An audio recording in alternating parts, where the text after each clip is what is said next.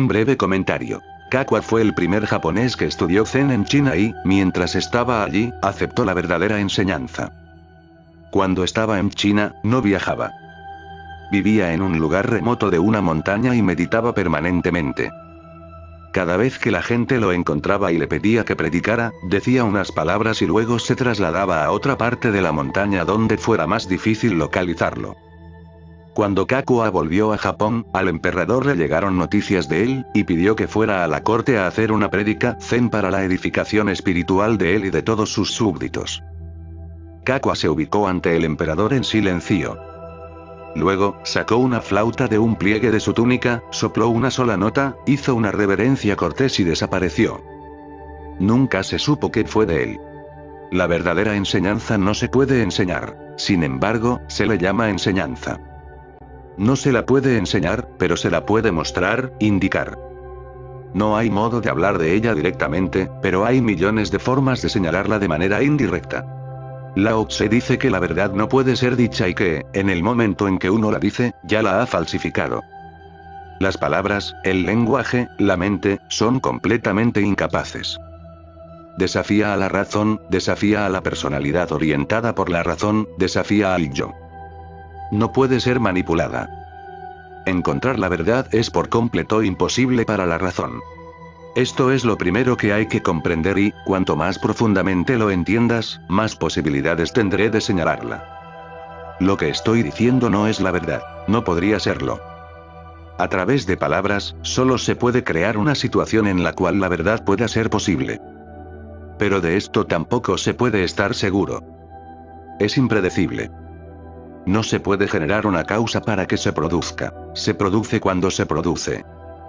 Lo único que podemos hacer es estar dispuestos a ella.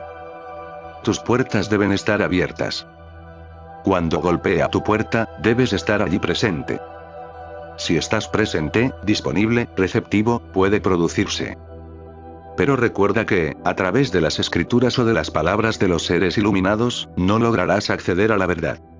Entonces, lo primero es que no puede ser dicha. Y cada maestro debe crear una situación indirecta, debe impulsarte hacia lo desconocido. Todo lo que dice te va llevando hacia aquello que no puede ser dicho. Lo segundo, antes de que podamos entender a Kakua y su hermoso relato zen, la verdadera enseñanza se resiste a las palabras, pero no puede resistirse al corazón. Si existiera un lenguaje del corazón, podría ser expresada a través del mismo. Pero el corazón carece de lenguaje. O bien, el silencio es el único lenguaje del corazón.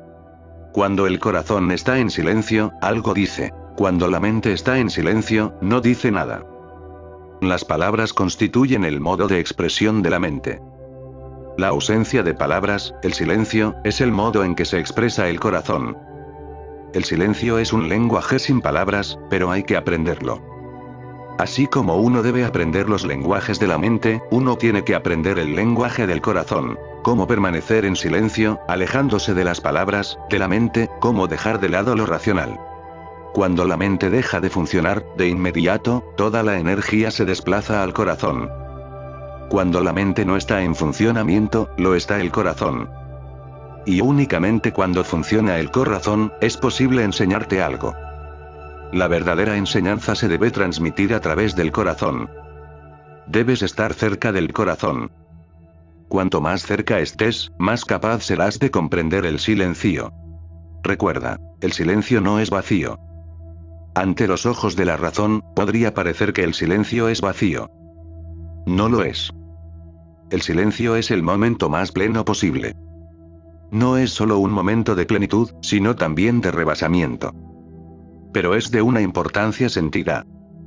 El corazón no está vacío, es lo único que está lleno. La mente está vacía, pues no tiene más que palabras. ¿Y qué son las palabras?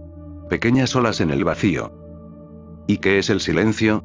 El silencio es lo absoluto. Cuando piensas que estás separado de la existencia, cuando no crees ser uno con ella. En un momento de ausencia de pensamientos, pierdes todos tus límites. De repente, desapareces y, sin embargo, estás. Y este momento sentido de no yo, de no mente, de no pensamiento, es la situación en la cual se torna posible que la verdad llegue a ti. Cuando estés vacío de ti mismo, te llenarás con la verdad. Entonces, todo lo que debe hacer un maestro es eliminarte absoluta y completamente, destruir tu yo absoluta y completamente, cortarte la cabeza para que puedas volverte hacia el corazón. Entonces, toda la energía se desplaza hacia el corazón. ¿Puedes estar sin cabeza? Si puedes, solo entonces podrás ser un discípulo. Si estás apegado a la cabeza, en ese caso no podrás ser un discípulo. ¿Puedes vivir sin la cabeza? Si no puedes vivir sin la cabeza, estás cerrado a la verdad. La cabeza es la barrera, el corazón es la apertura. Entonces, ¿cómo es posible enseñar la verdadera enseñanza? No se la puede enseñar. No es un aprendizaje, no puedes aprenderla de alguien. Es una disciplina interior. Debes transformarte en un vehículo receptivo, en un medium. No es algo que puedas aprender si permaneces tal como eres. No podría ser una acumulación. Tienes que atravesar una transformación, tienes que ser diferente. Tu ser debe adquirir una cualidad diferente.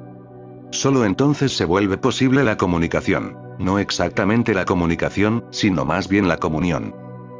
Por medio de la cabeza, se produce una comunicación, mientras que, por medio del corazón, se produce una comunión. No se trata de un diálogo. De hecho, es un encuentro del maestro con el discípulo. Es menos un diálogo, es más bien una fusión, una mezcla, en la cual el maestro y el discípulo se fusionan el uno en el otro, tal como lo hacen los amantes. Pero los amantes se fusionan a través de sus cuerpos. Cuanto mucho, pueden unirse a través de sus mentes. Pero un discípulo y un maestro forman la mejor relación amorosa del mundo. Se fusionan en el espíritu y se vuelven uno. Solo cuando constituyen una unidad, es posible mostrar la verdad. No se puede enseñar, no se puede aprender. Nadie te la puede enseñar.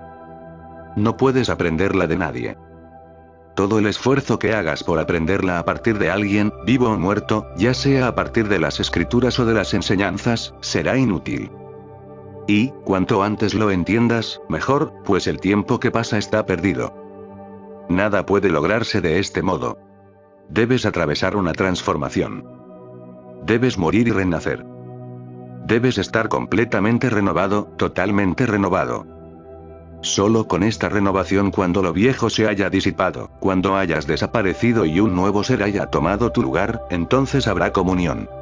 Esta hermosa historia Zen dice muchas cosas. Trata de comprender cada palabra, pues cada palabra tiene importancia.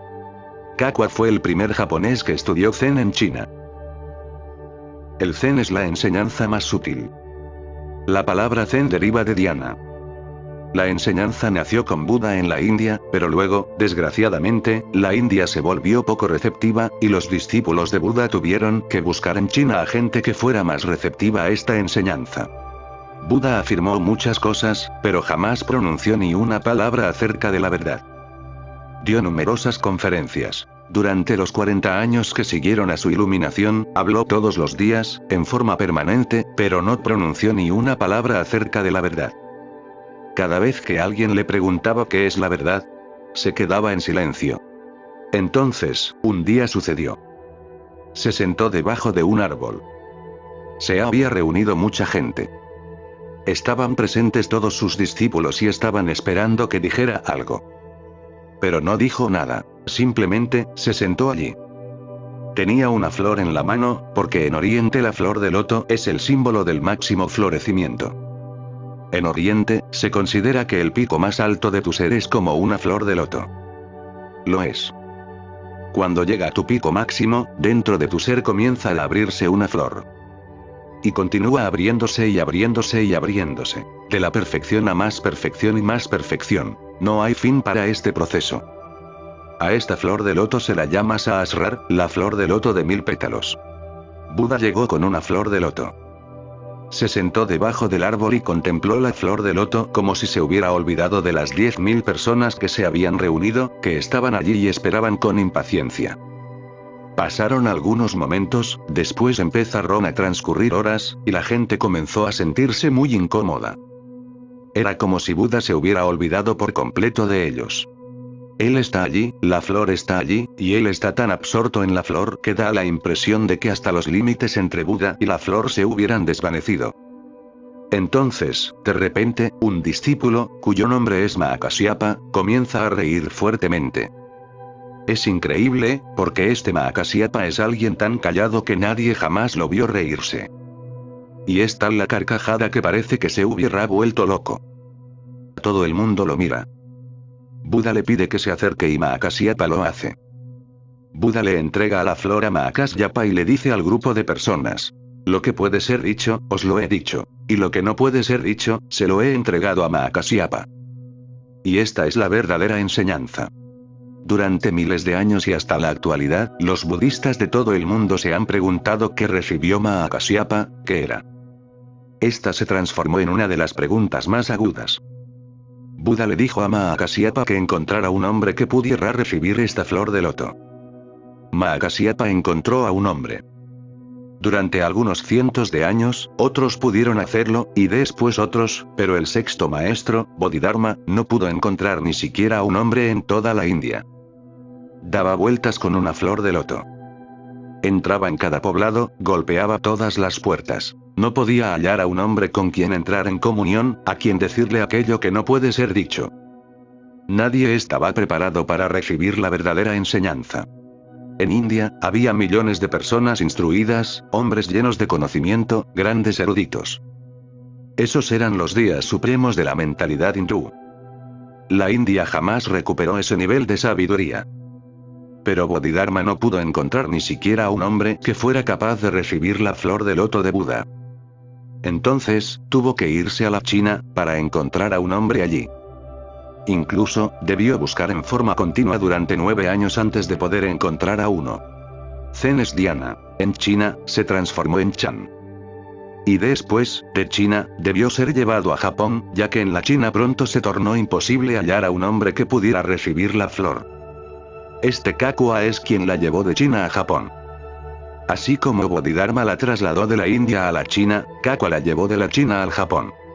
Este hombre es muy significativo y muy extraño. Nadie sabe nada acerca de él, solo existe este relato. Es exactamente igual a Mahakasyapa. Nadie sabe nada acerca de él. Solamente esta historia que te estoy contando de la entrega de la flor de loto. Es lo único que se conoce acerca de él. De Kakua también se conoce únicamente este relato. Nunca nadie supo qué fue de él. Un hombre que se queda totalmente callado pierde sus límites, pierde definiciones, pierde su autobiografía. No hay nada de qué hablar. No hay nadie de quien hablar. Paramahansa Yogananda es el primer yogi de toda la historia del yoga que escribió una autobiografía. Esto es una tontería, pues el yogi, por la naturaleza misma de su ser, no es nadie. En esto consiste toda su autobiografía. Nadie sabe nada acerca de Kakua, a excepción de esta pequeña anécdota. Pero es suficiente. Porque en esta anécdota están contenidas todos los Vedas, todos los Coranes, todas las Biblias, todos los Vedas que existieron y que existirán en el futuro. Esta pequeña anécdota las contiene todas. Así que escucha cuidadosamente. Kakua fue el primer japonés que estudió Zen en China y, mientras estaba allí, aceptó la verdadera enseñanza. Aceptó la verdadera enseñanza. Presta atención a las palabras. La verdadera enseñanza siempre está disponible. Es necesario que alguien la acepte. Está siempre disponible, pero tú no estás preparado para aceptarla. La rechazas. Esta fue mi experiencia al trabajar con mucha gente. Es raro que, cuando golpeo a sus puertas, me acepten. Es muy raro. Se resisten de millones de formas. La aceptación es difícil. ¿Por qué? Porque, si aceptas, el yo está perdido. El yo decide si aceptar o no. La razón piensa si algo es o no verdad. La razón nunca pierde control. El otro día hablaba con alguien y le decía: ahora estás preparado. Da un salto hacia las sanyas. El hombre replicó: lo pensaré. ¿Cómo puedes pensarlo? Pensarlo es posible únicamente si lo has conocido antes, pues el pensamiento se mueve en el terreno de lo conocido. Si en el pasado hubieras accedido a saber qué es la sanya, si alguna vez hubieras sido un sanyasin, podrías pensarlo. Pero, una vez que has sido un Sanyasin, jamás podrás ser otra cosa. A tal punto llega a la transformación que atraviesa un Sanyasin. No sabes qué es la Sanya y afirmas que lo pensarás. ¿Cómo lo pensarás? ¿Qué pensarás? La Sanyas es un movimiento hacia lo desconocido. Es una fe. No es tu decisión racional, sino un salto irracional. Se produce únicamente cuando estás harto de la razón. Pero dices que lo decidirás. ¿Quién lo decidirá?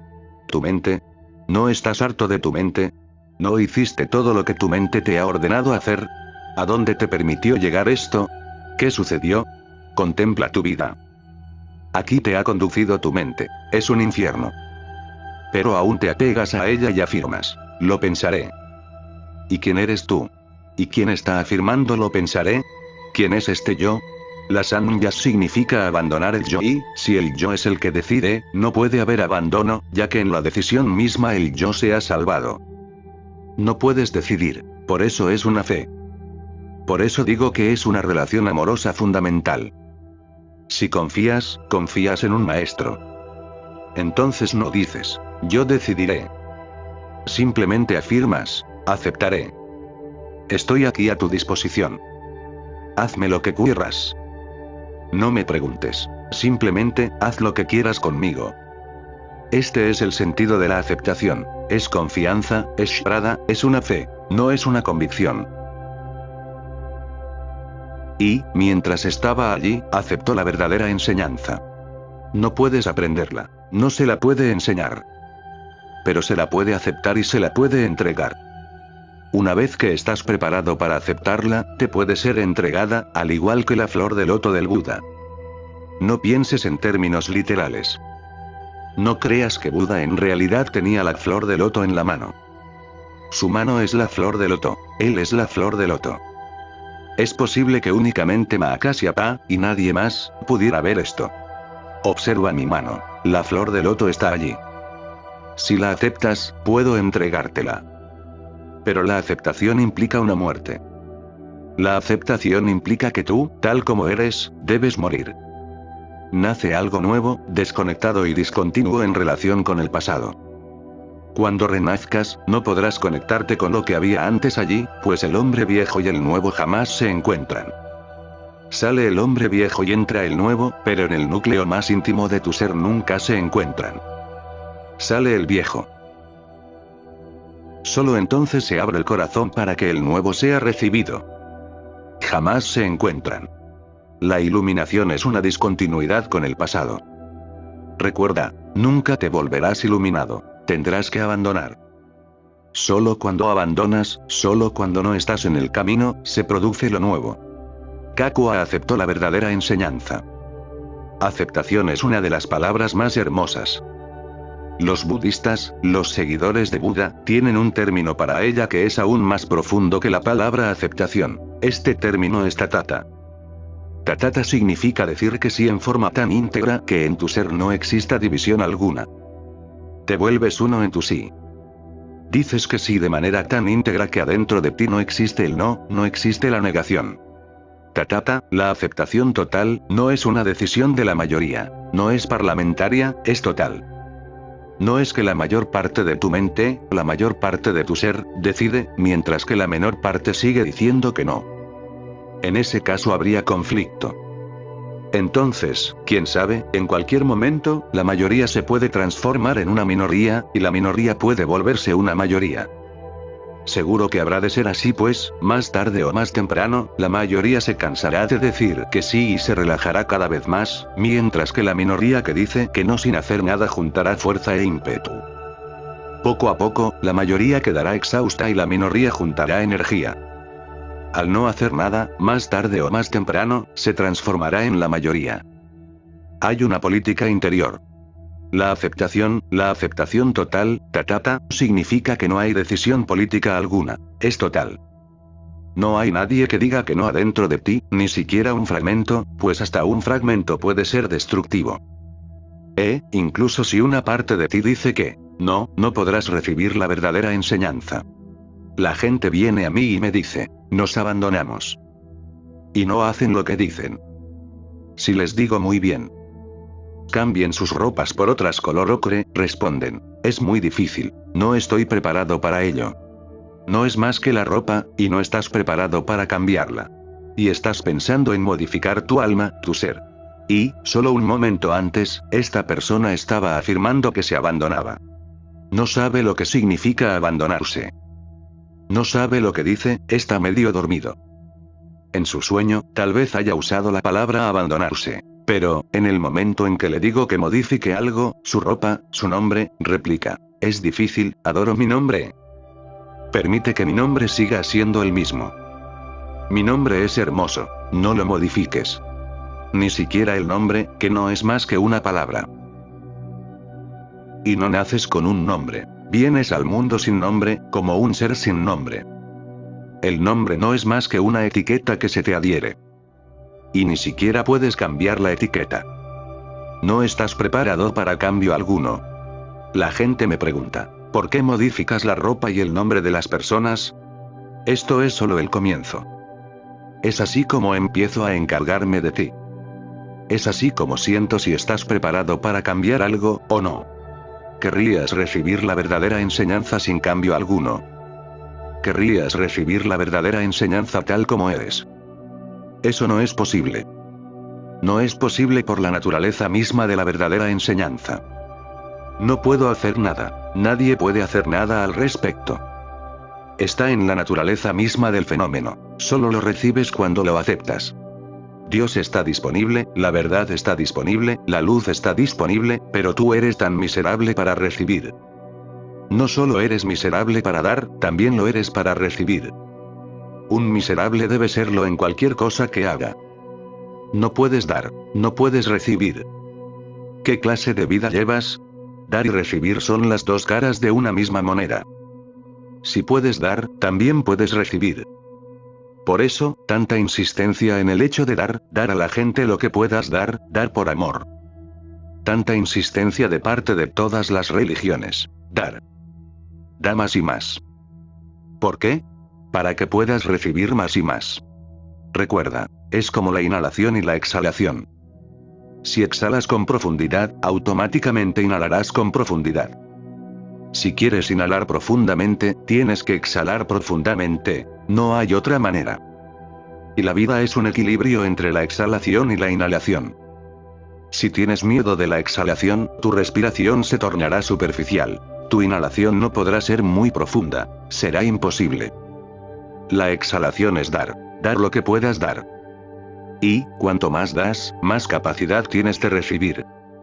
Y el momento en que dar por completo, en forma total y absoluta, es el momento de la aceptación. Kakua debe haberse entregado a su maestro en forma tan absoluta que se volvió capaz de aceptar, de recibir. Recibió la verdadera enseñanza. Cuando estaba en China, no viajaba. Vivía en un sitio remoto de una montaña y meditaba permanentemente. Estas son palabras simbólicas. Cuando estaba en China, no viajaba. La mente viaja permanentemente. Tus viajes externos son solo una manifestación de tu agitación interna. Cuando la gente se pone tan tensa por dentro, con tanto movimiento, por fuera también comienza a viajar. De aquí, los viajeros americanos. Por todo el mundo hay turistas norteamericanos. Se dice que Chuang Tzu informa que oyó que, en los viejos tiempos, la gente ni siquiera cruzaba al otro lado del río. Chuang Tzu decía, oí que mi abuelo decía que en su época sabían que existía una ciudad al otro lado del río, porque al atardecer el humo se elevaba por el cielo, y de noche, en el silencio de la noche, los perros ladraban en el pueblo vecino. Sabían, pero nadie hubiera preguntado ni siquiera quién vivía allí. Una clase de gente diferente. ¿Por qué molestarse? Deben haber vivido en un absoluto silencio, ¿por qué hacer preguntas? ¿Por qué esta curiosidad? Alguien debe estar viviendo allí. Así, está bien. Nadie cruzó a la otra orilla del río para ver quién vivía allí. Y todo lo contrario sucede en América. Escuché una anécdota. Cerca de un volcán en Grecia, había un turista norteamericano junto a un guía. Observó la profundidad del volcán y comentó: se ve como el infierno. Y el guía le respondió: ustedes, los norteamericanos, han viajado por todos lados. Kakua no viajaba en absoluto, ni al cielo ni al infierno. Esto es meramente simbólico. Uno debe permanecer donde está. No viajar quiere decir no desplazarse ni en el espacio ni en el tiempo. Hay dos tipos de viajes. Uno es en el espacio. Vas de Nueva York a Londres, de Londres a Poona, de Poona a Singapur. Este es un viaje en el espacio. Y además hay un viaje que se produce dentro de la mente, en el tiempo. Te diriges al pasado, te diriges al futuro, y ese es un viaje más importante. En un instante, puedes ir a cualquier parte. No se necesita pasaporte. No hay problemas con la visa. Puedes ir al pasado, puedes dirigirte al futuro, puedes ir a cualquier parte. La mente se mueve constantemente. Recuerda, la mente nunca está donde estás tú, siempre está en otra parte. Nunca estás en el momento presente, pues, para estar en el presente, uno debe aprender a no viajar, a no irse a otra parte, a no visitar el pasado ni soñar con el futuro. El pasado no está más y el futuro aún no llegó. Estás desperdiciando tu vida, tu energía. Estás desperdiciando tu precioso momento, el que está. Está aquí y ahora. La puerta se abre en el presente y se te escapa. Aquí radican tu desdicha y tu angustia. ¿Por qué eres tan desdichado? Porque te has estado perdiendo la vida misma. Tu desdicha no es más que un indicador de que te has estado perdiendo la vida misma. La vida está en el presente y tú continúas o en el pasado o en el futuro. Eres como el péndulo de un viejo reloj del abuelo, vas de aquí para allá. Izquierda, derecha, izquierda, derecha. El péndulo continúa, nunca se queda en el medio. Si el péndulo se queda en el medio, el reloj se detiene de inmediato. La mente es como un reloj, y este viaje del pasado al futuro es el péndulo. Si te detienes en el momento, en este mismo momento, si me estás escuchando a mí. La brisa que pasa a través de los árboles, el avión que pasa justo ahora, algún pájaro, el ruido del tráfico, todo lo que sucede ahora mismo, abierto a esto, receptivo a esto, el pasado se deja de lado, el futuro ya no está allí. Entonces, tu estado de ánimo no es de viajero. Y eso es todo lo que significa la meditación.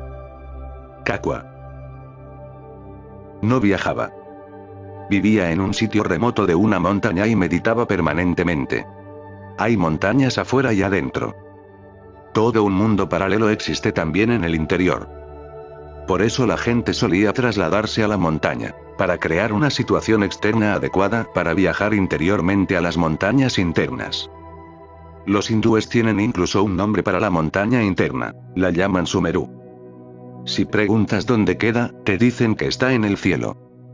Si crees que hay en el cielo una montaña como Sumeru, te estás perdiendo lo fundamental. Lo que te están diciendo es que en tu interior hay un momento en el cual llegas a un punto máximo de tu ser. Este punto máximo de tu ser es Sumeru, la montaña que existe en el cielo, porque en ese momento tú estás en el cielo. Estos son todos símbolos. Kakua vivía en un sitio remoto en la montaña. Puede haber vivido allí exteriormente también, pero eso no tiene mucha importancia. En tu interior hay sitios remotos. En tu interior hay partes que corresponden al mercado, hay partes que corresponden a la familia, hay partes que corresponden a la superficie. Y hay sitios remotos en tu interior que no corresponden al mercado, ni a la familia ni a nadie. Estas remotas montañas a las cuales nunca va nadie, donde únicamente estás tú, son las que debes buscar. Debes sentarte en silencio y buscar los sitios remotos de tu interior. Eres un universo vasto, recuerda. La superficie que tú has dado por descontado que eres es solo el comienzo, la entrada. Si estás hablando en la entrada, esto se debe a ti. Hay rincones remotos dentro de la casa. Mucha gente pasa toda su vida en la entrada, junto al camino, el mercado, la familia, los objetos, el prestigio, la política. Vives en la superficie. Kakua se volvió hacia sus sitios interiores, remotos y más remotos. ¿Cómo puedes volverte hacia tu interior? Primero, deja de viajar. Hay dos movimientos de energía, solamente dos. La energía tiene solo dos dimensiones, una es horizontal y la otra vertical, igual que la cruz cristiana. Y la cruz cristiana es, en verdad, el símbolo de esto. Una es horizontal. vas de un pensamiento a otro, de A a B, de B a C, en forma horizontal. Después, hay otro movimiento de la energía. No vas de A a B, te metes más profundamente en A, de A1 a A2, de A2 a A3. Te metes más profundamente, o en forma vertical, o más alta, pues todas estas denominaciones aluden a lo mismo. Observa la cruz en que Cristo fue colgado. Tiene dos postes. Uno es horizontal y en él fueron clavadas las manos de Cristo. Este poste es el tiempo común, el vivir cerca de la ruta, el vivir en el mercado, el vivir cerca del cruce de caminos. Y después, la profundidad. Todo su cuerpo está sobre el poste vertical. Este adquiere más y más profundidad. Cuando vas a nadar, nadas en la superficie. Eso es horizontal. Cuando te zambulles en la profundidad, eso es vertical. Un meditador se zambulle en la profundidad. Un pensador se queda en la superficie. Pensar es como nadar. Meditar no es como nadar, es zambullirse en la profundidad, llegar al mismo punto pero en un nivel más y más profundo. Deja de viajar, pues viajar es algo superficial. Quédate quieto, no viajes, quédate en el momento. Entonces, comenzarás a caer en el abismo. Puede darte miedo y tal vez esa sea la razón por la cual sigues pensando en el pasado y en el futuro, pues, si te quedas en el momento, caerás en un abismo ilimitado. Se abre una profundidad y te absorbe en su interior. El yo no puede existir en la dimensión vertical, solo puede existir en la horizontal. La mente solo puede existir en la dimensión vertical, no puede existir en la horizontal. Pero la horizontal y la vertical se cruzan. Ese es el encuentro de los dos postes, donde se forma la cruz. Se encuentran en el momento presente. El momento presente se transforma en el punto de encuentro. Aquí, la horizontal atraviesa a la vertical. Desde el momento presente, te puedes mover en dos direcciones, o bien de A a B, o bien de A1 a A2. Kakua viajaba de A1 a A2, de A2 a A3. Y es una profundidad infinita. Nunca llegas al final. Cuando estaba en China no viajaba. Vivía en un sitio remoto en una montaña. Y, cuanto más profundo te metas en la dimensión vertical, cuanto más lejos llegues, tanto más te alejarás del mundo. Entonces la familia queda en la superficie, las ansiedades de la existencia cotidiana quedan en la superficie. Pertenecen a la calle, al tráfico, al mercado. Simplemente, te vuelves hacia adentro y desaparecen.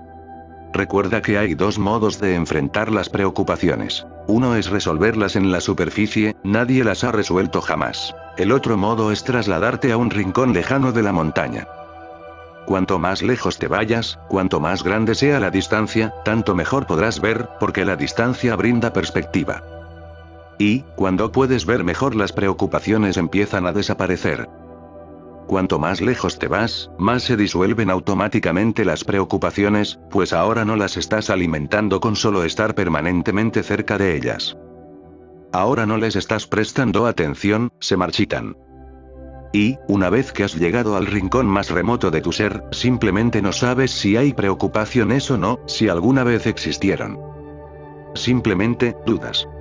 Este es el modo oriental de resolver las preocupaciones. Volverse hacia adentro, a un rincón remoto. El modo occidental es enfrentar las preocupaciones y tratar de resolverlas.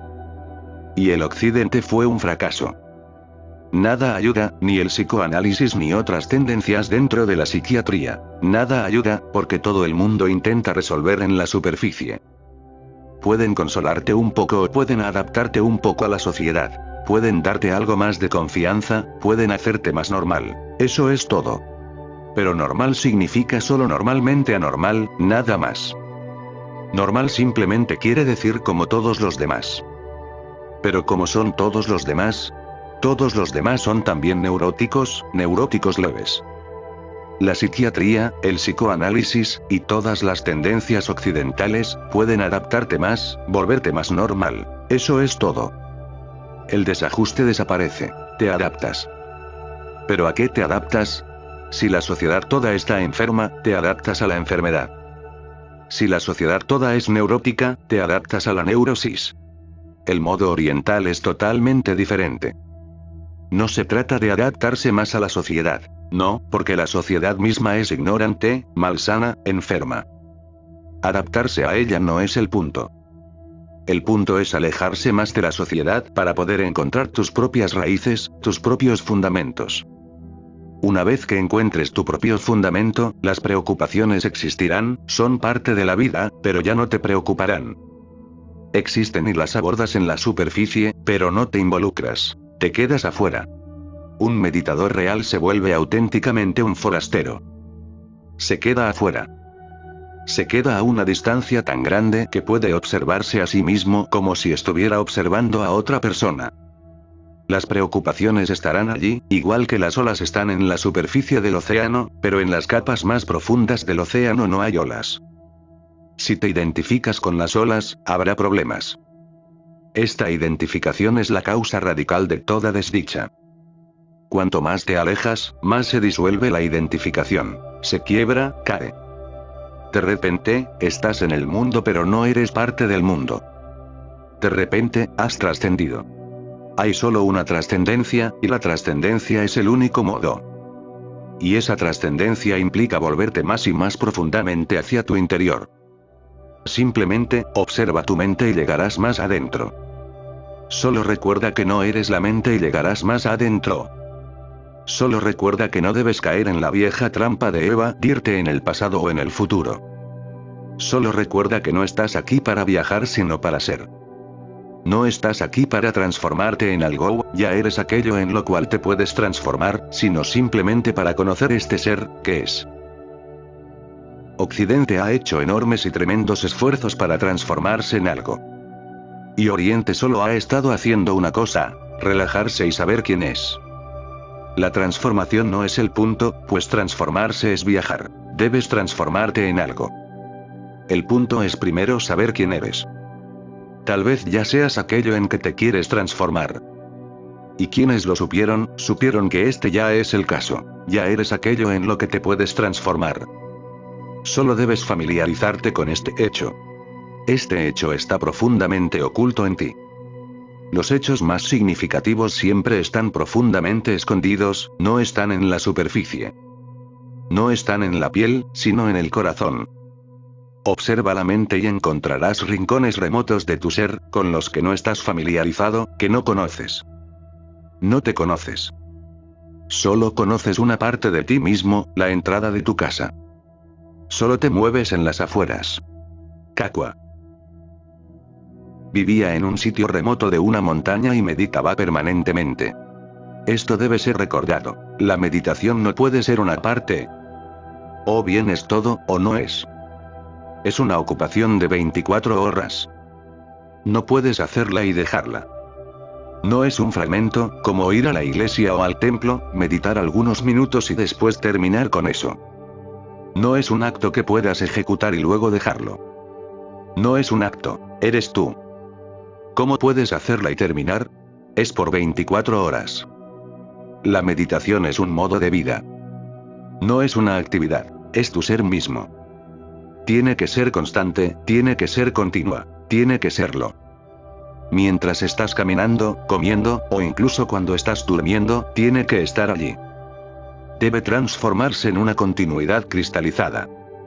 Solo entonces se produce la iluminación, nunca antes.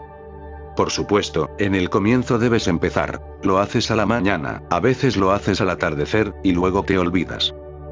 Incluso eso ayuda. Pero aún no es meditación, aún es una actividad. No se ha transformado en parte de tu ser. Todavía no es algo como respirar. ¿Puedes respirar a la mañana y después dejar de hacerlo? Debe volverse algo como la respiración, que te acompañe permanentemente. Y llega un momento en que se vuelve incluso más profunda que la respiración, pues esta tampoco es constante. En realidad, no es constante. Cuando tomas aire, llega un momento en que la respiración se detiene. Cuando exhalas el aire, hay un momento, un fragmento de momento, en que la respiración se detiene.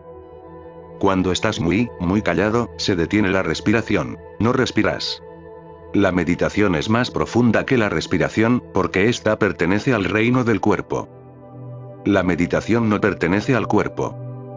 Pertenece a la semilla, al centro mismo en torno al cual gira el cuerpo. El cuerpo es solo como una rueda.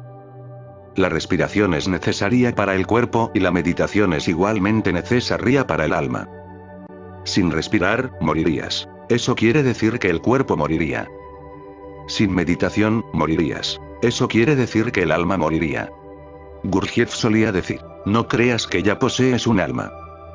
¿Cómo podrías tener un alma si no es por la meditación? Y tenía razón. Cuando meditas, el alma revive en ti por primera vez. Te ha estado esperando. Y, cuando el alma empiece a respirar en tu interior al igual que el cuerpo, cuando el alma comience a latir al igual que el corazón, tendrás una cualidad diferente. Esta cualidad es la religiosidad. No tiene nada que ver con los rituales. Entonces, eres un ser humano diferente, totalmente diferente. El deseo desaparece. En lugar del deseo, una satisfacción, una profunda satisfacción, te invade, pues el deseo es insatisfacción. La furia desaparece y, en lugar de ella, aparece la compasión.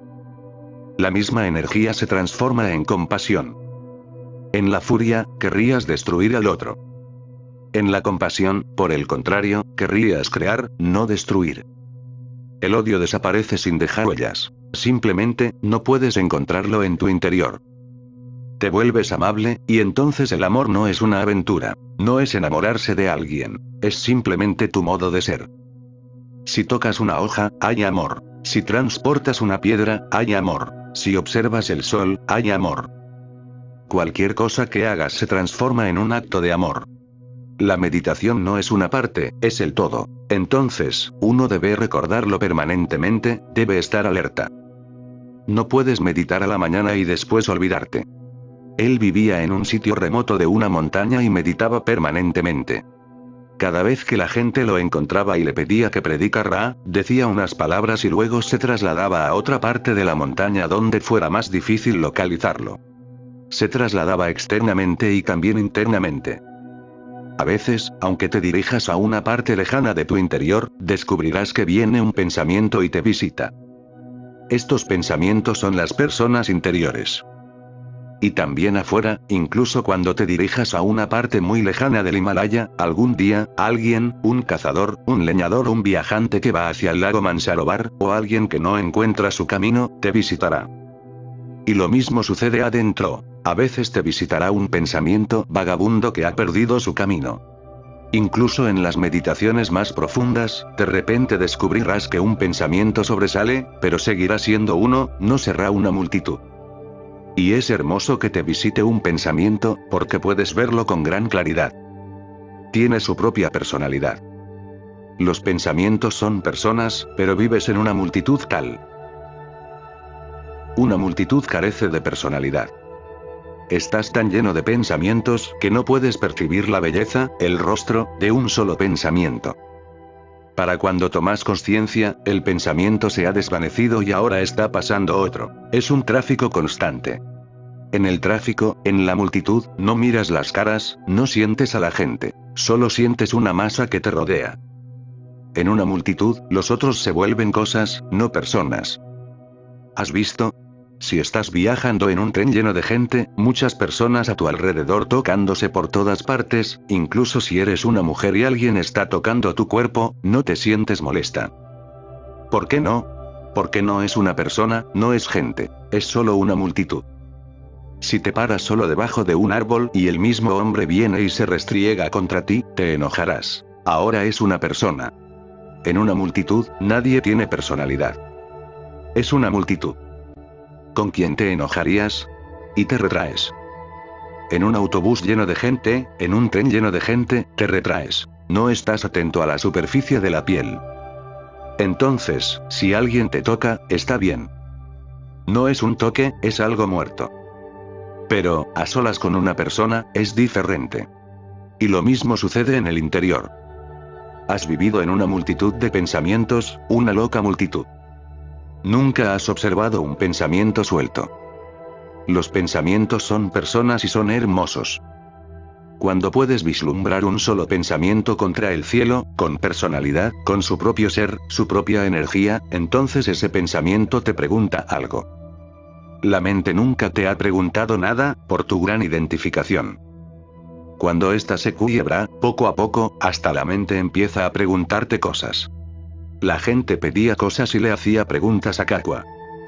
Él predicaba, decía unas pocas palabras, y luego se trasladaba a otra parte de la montaña, pues este lugar también se había vuelto poblado. La gente se estaba acercando. Y esto sucederá cada vez que te instales en tu interior con tu meditación. Cada vez que te pongas a meditar, te visitará un pensamiento. Esto demuestra que aún eres vulnerable al pensamiento, aún no te has trasladado allí donde nadie puede acceder. Debes cambiar, debes llegar más profundamente aún.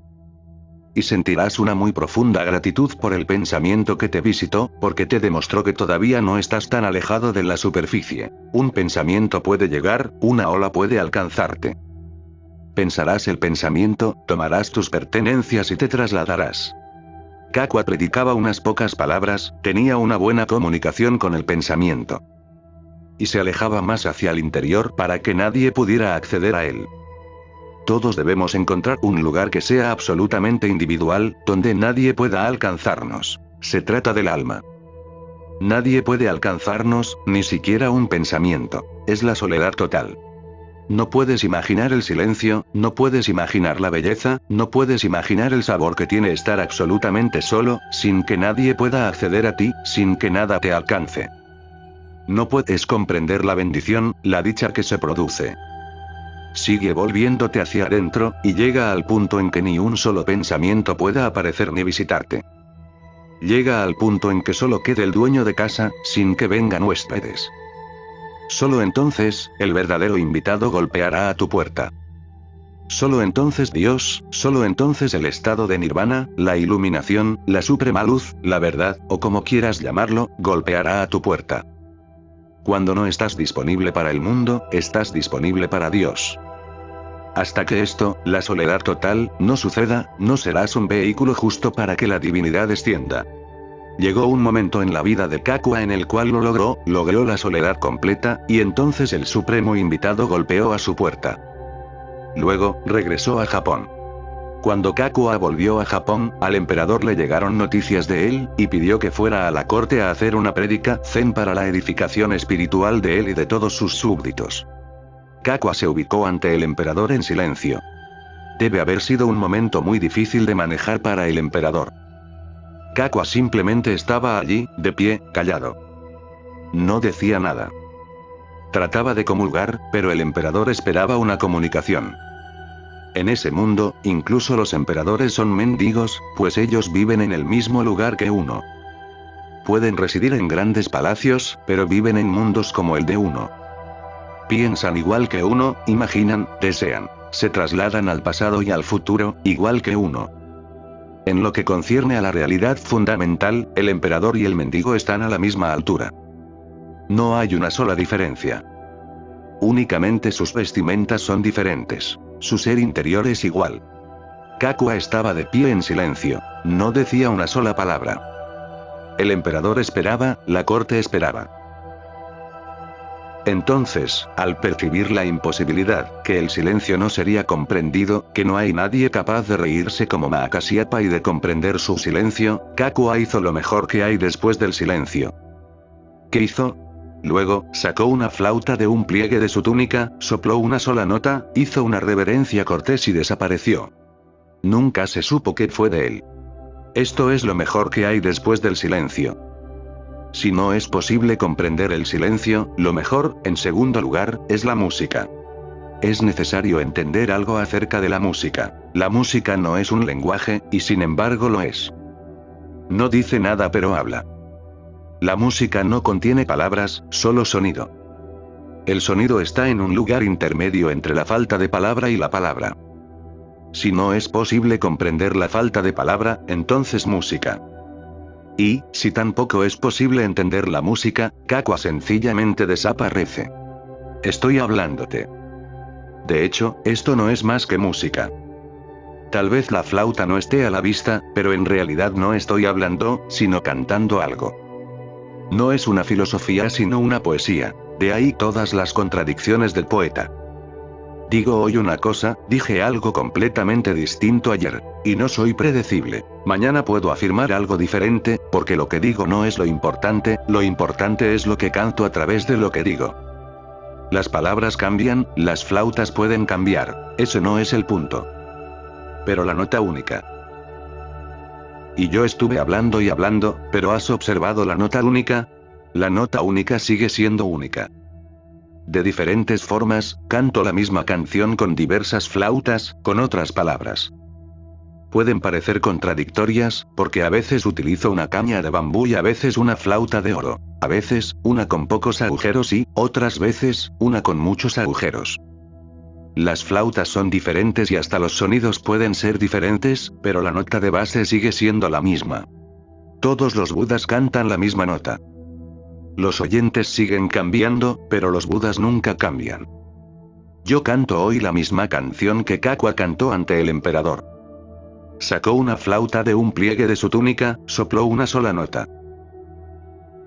Igual que una única flor en un gran jardín. Una sola nota contra la totalidad del cielo, una sola nota contra la totalidad de la mente, el diálogo de la mente. Y entonces él hizo una reverencia cortés y desapareció. Nunca supo qué fue de él. Hizo todo lo posible.